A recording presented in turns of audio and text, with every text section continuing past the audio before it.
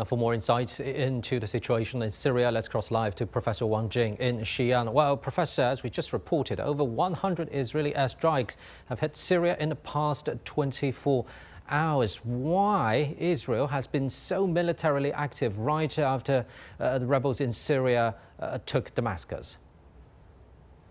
Yes, you're right, Pandon. Actually, what Israel is doing is trying to show its presence, is trying to show its very assertive stances inside Syria after the political transformation erupted.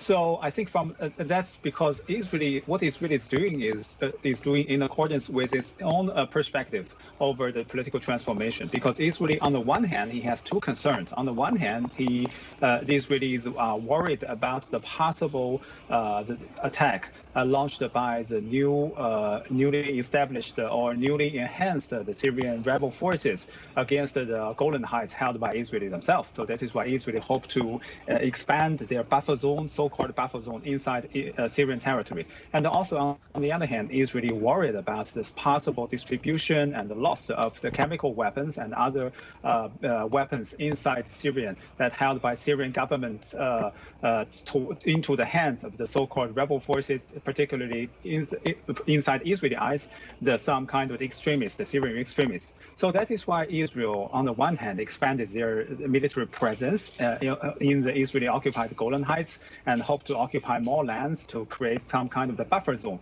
And also, on the other hand, to bomb the targets, particularly the facilities, the factories, the magazines inside Syrian territories that Israel suspected that there might be some chemical weapons and chemical dangerous weapons that could be used against the Israeli own security. So that is why Israel is so active. That is why, from the Israeli own perspective, that they are protecting their own security.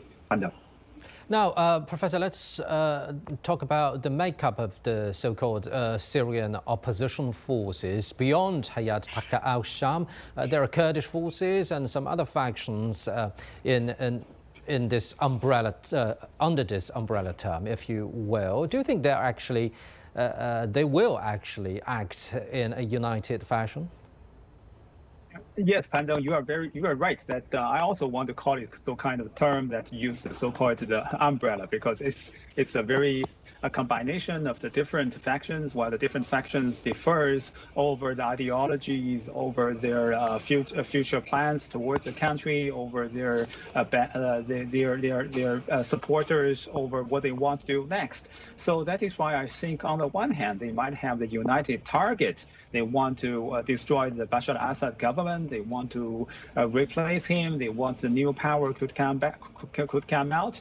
They want to also lead the country toward the direction that they prefer. But on the other hand, the problem is that the division is still very apparent, particularly inside the rebel forces supported by Turkey, the HTS and the Xi'an and the Syrian National Army. Their differences are very apparent, and also the divisions also existed between the Syrian-backed Turkey-backed the Syrian rebel forces and also the Syrian Kurds, because from the Turkey's perspective, the Syrian Kurds militias are so-called terrorists, while from the perspective of the Syrian Kurds, they are protecting their homeland. So that is why in the future, maybe the divisions might be escalated if poorly managed, will be escalated into the march and the larger scale of the confrontation inside Syria. That would be the tragedy for everybody in Syria, particularly for the civilians inside Syria.